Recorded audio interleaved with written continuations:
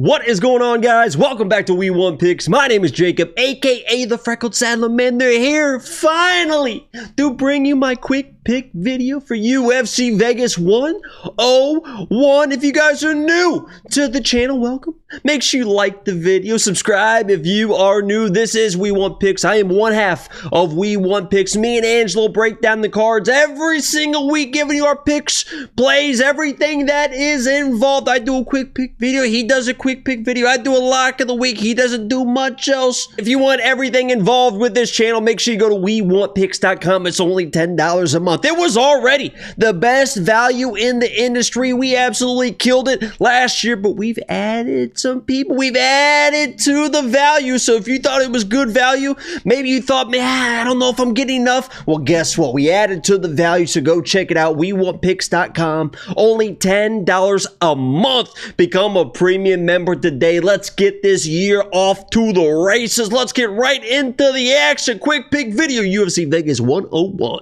First up, we got our first replacement fight of 2025. We got Jason Nurullo, Aliev going in versus the short notice replacement, Joe Solecki. And I actually think this is a little bit of a tougher fight for Aliev. The odds don't really reflect that. It's kind of the same thing as but wasn't going to be crazy dangerous on the feet. He definitely wasn't going to be dangerous on the ground, in my opinion. Joe Solecki is one of those guys. He is a BJJ nerd. And if you start scrambling with this guy, you could find yourself in some interesting situations. If you watch Aliev versus Alves, there was a couple situations where it's like, oh no. And if he's in those same situations versus Joe Solecki, it could be trouble. I do think that first or second takedown attempt, Joe is going to be hunting for that next. Short notice, right? Maybe he wasn't training all the way to be able to be in a 3-round fight. He's going to be hunting for that neck early.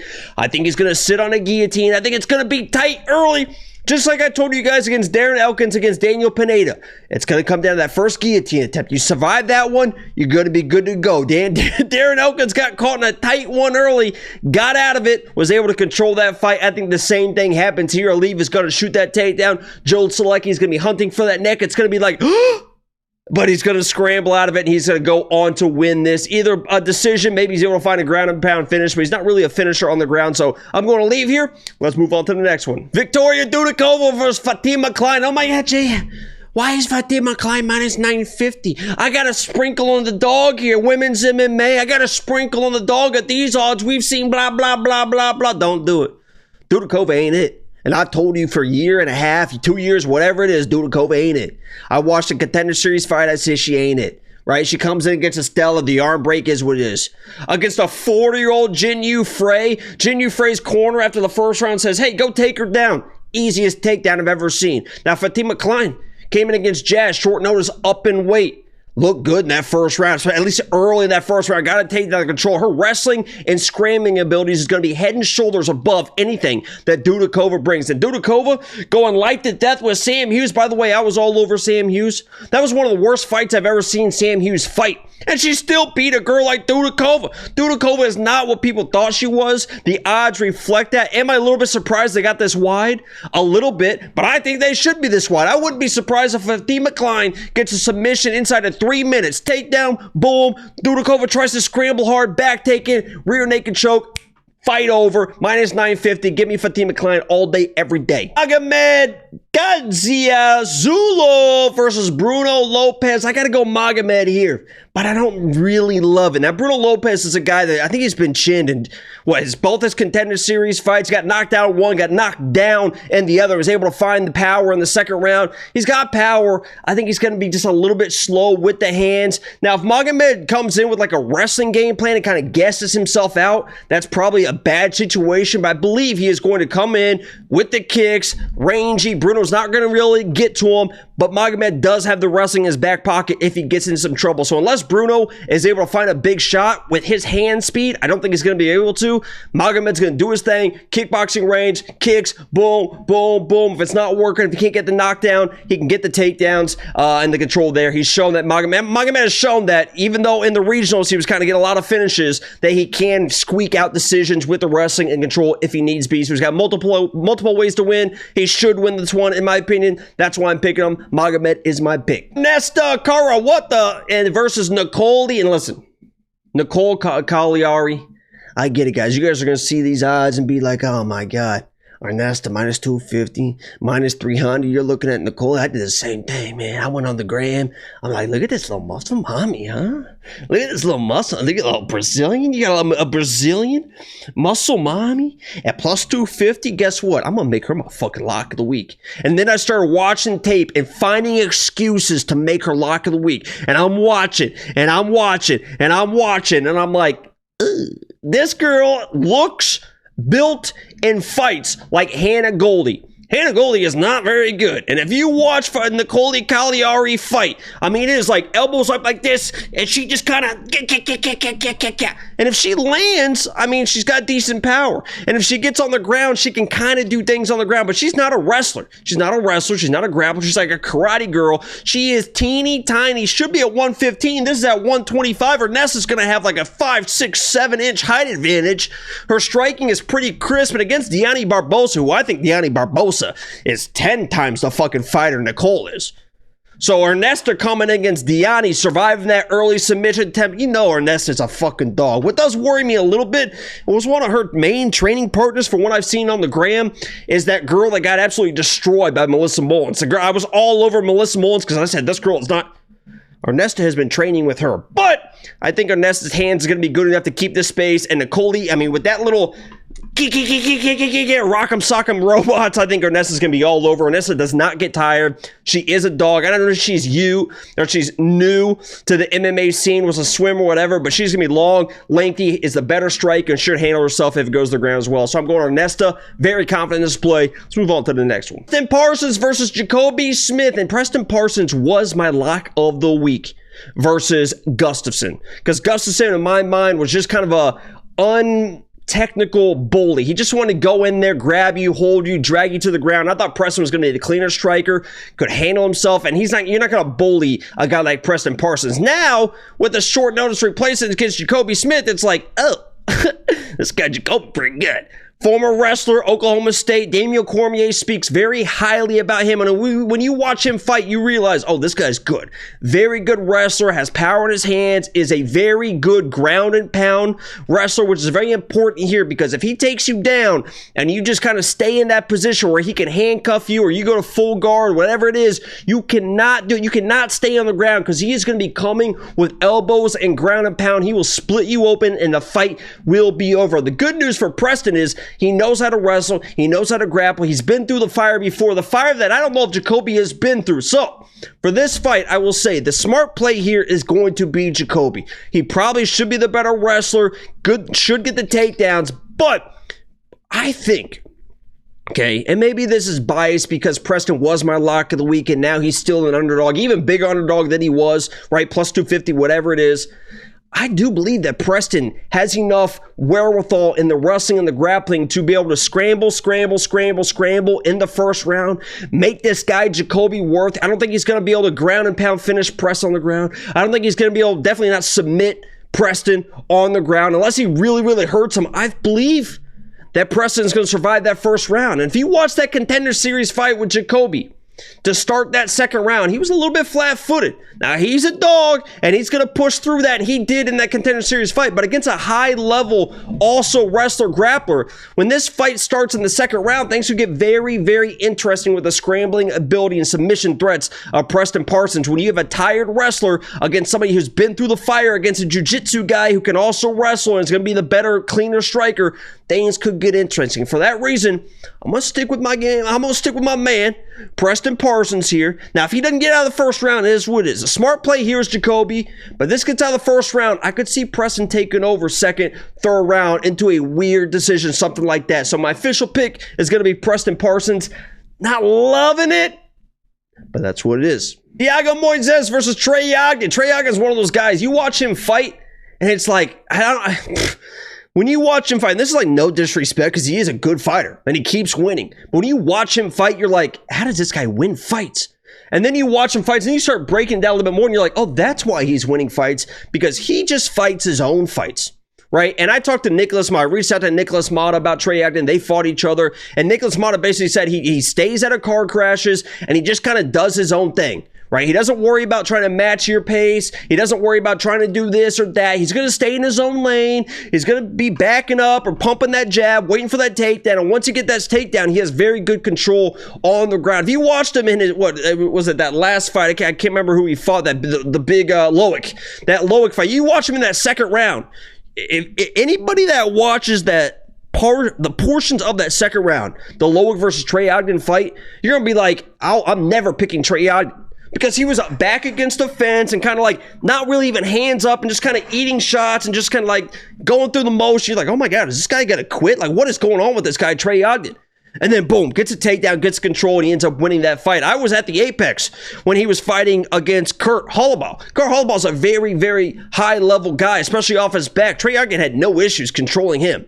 So do I believe that it's takedowns or busts for Trey Ogden versus Thiago? I don't think so, because Trey could also just kind of pump out that jab, pump out that jab. I am going Trey Ogden in this pick versus Thiago, because I just think he's a little bit sharper with that jab, a little bit sharper on the feet, and if he gets a takedown, I think he's going to have more control than Thiago on the ground. Underdog pick here. I'm going Trey Ogden. Let's move on to the next one. Go Tulio versus my guy Ihor Potieria, and I'm not really, God, man, it's a tough pick.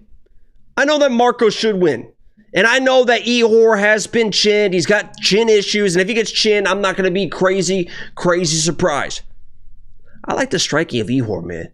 I know defensively he's got some lapses. He's starting to mix in a couple takedowns here and there as well. I think that even though his record doesn't really show it, he is improving every single fight. And his hands have always been really sharp. He is always very fast and very sharp with his hands. And if he's landing on this guy, Marco, who isn't used to people landing on him very often, he's got the power advantage, things could get very, very interesting.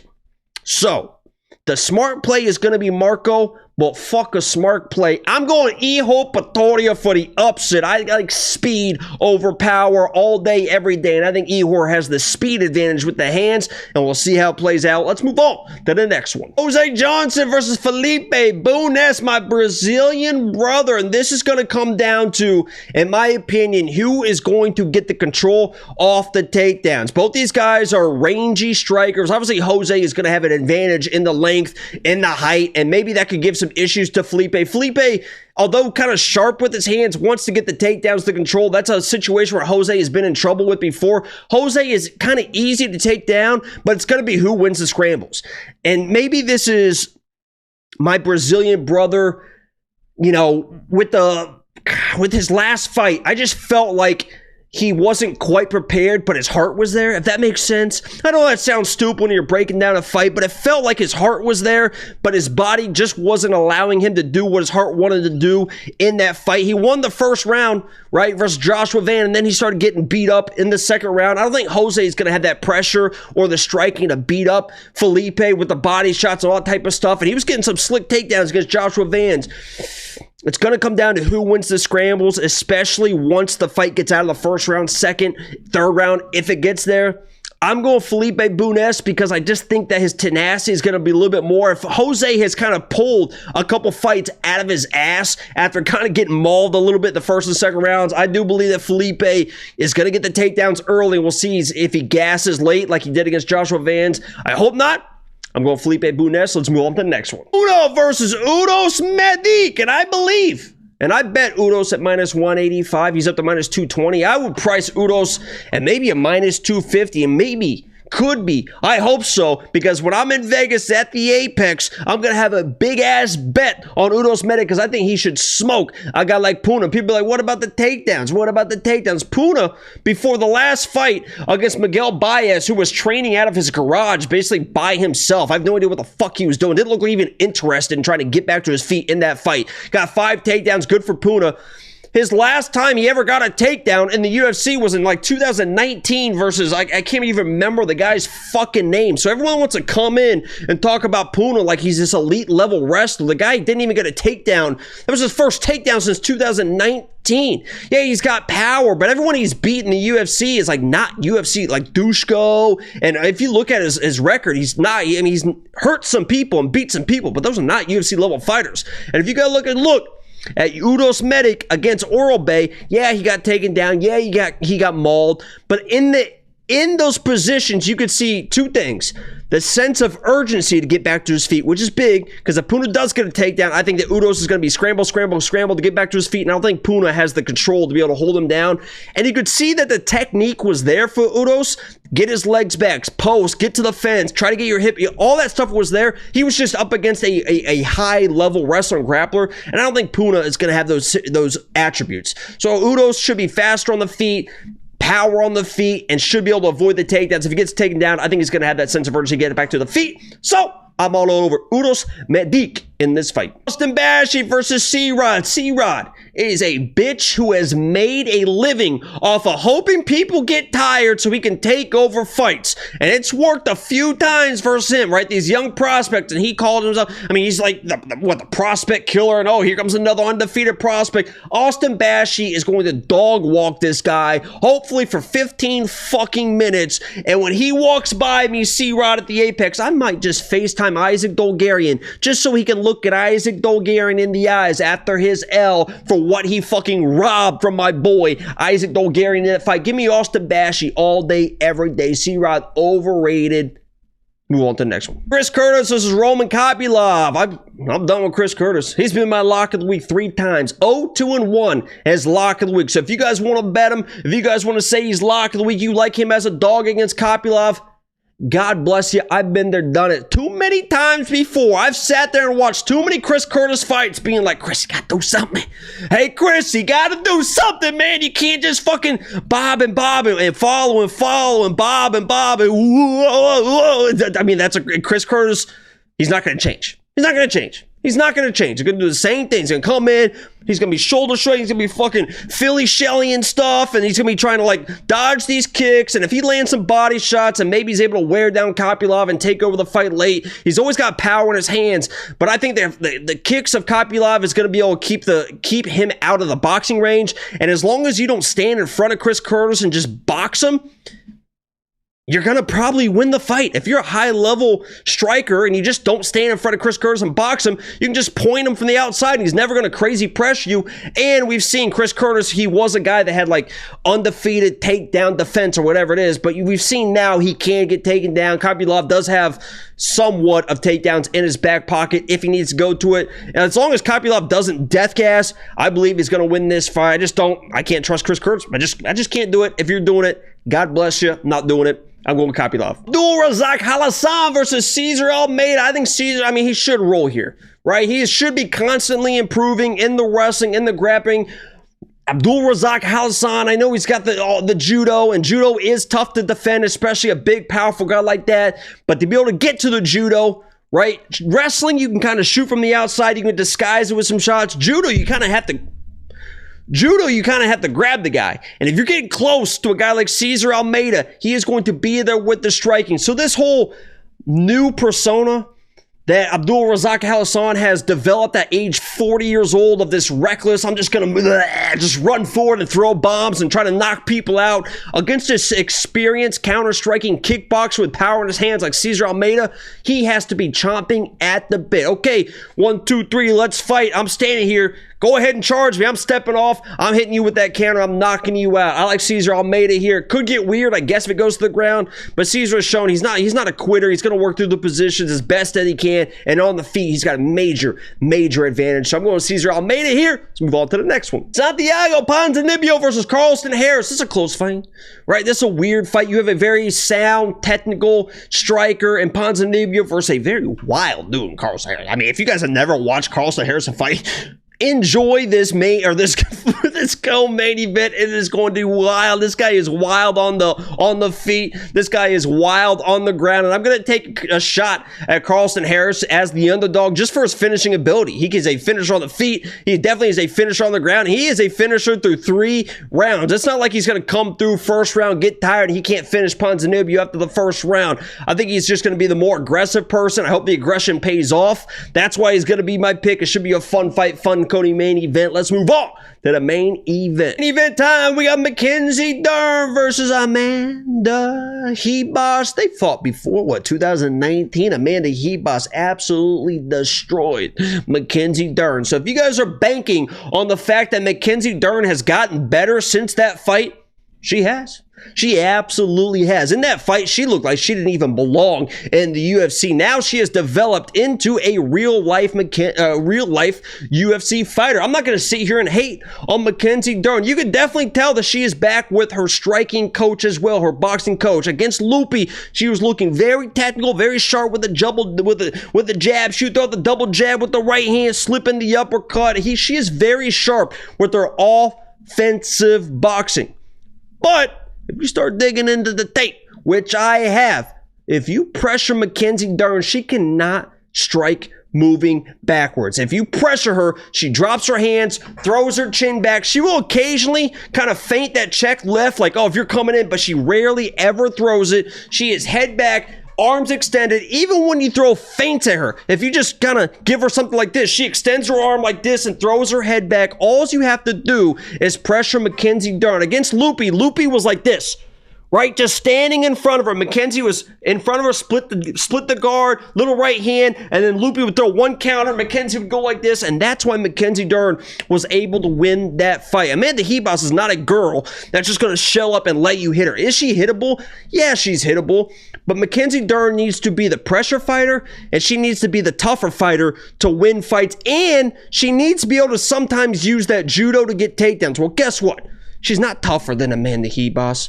Right? She's not going to be pressuring Amanda Ribas, and she's not going to be judo throwing Amanda Ribas. If you watch the first encounter, Amanda Ribas was tossing her across the fucking octagon. And Mackenzie Dern also has a great advantage versus most people to where if she's hurt, whatever it happens, she can go to her back just like a Charles Oliveira, and very rarely do people follow her to the ground. Well, guess what? Amanda Ribas follows her to the ground. She doesn't give a flying fuck about Mackenzie Dern's accolades. Is Amanda Ribas a BJJ world champion? No, but she didn't enter the tournament. She's been doing jiu-jitsu just as long as Mackenzie Dern. If you watch that first matchup, she went to the ground. Oh, you're going to throw up a little armbar? Guess what? No, thank you. She is much bigger than Mackenzie Dern. She is absolutely huge at 115. Amanda Ribas, 6-1 at 115, finally coming back. Once she wins this fight, which she is, I'm glad that she's getting the respect that she deserves at the minus 200 odds. I got her. Opening odds plus 130, $1,000. The fight moved. I lost my fucking bet. A little upset about that. But she is minus 200 for a reason. She is 6-1 at 115. Once she beats Mackenzie and gets that 6th spot, she is going to get a title shot at 115 in 2025. At the end of the year, she is going to be the champion of the world. There's no doubt about that. Amanda Ribas gets it done in spectacular fashion, probably inside the distance, and I'm going to be inside the Apex front row, sitting on the couch, celebrating in a big way, and I cannot wait. If you guys like this video, make sure you like the video. Subscribe if you are new. My name is Jacob, a.k.a. the Freckled Salamander. Go to we1picks.com, only $10 a month. Premium. I'm out. Peace.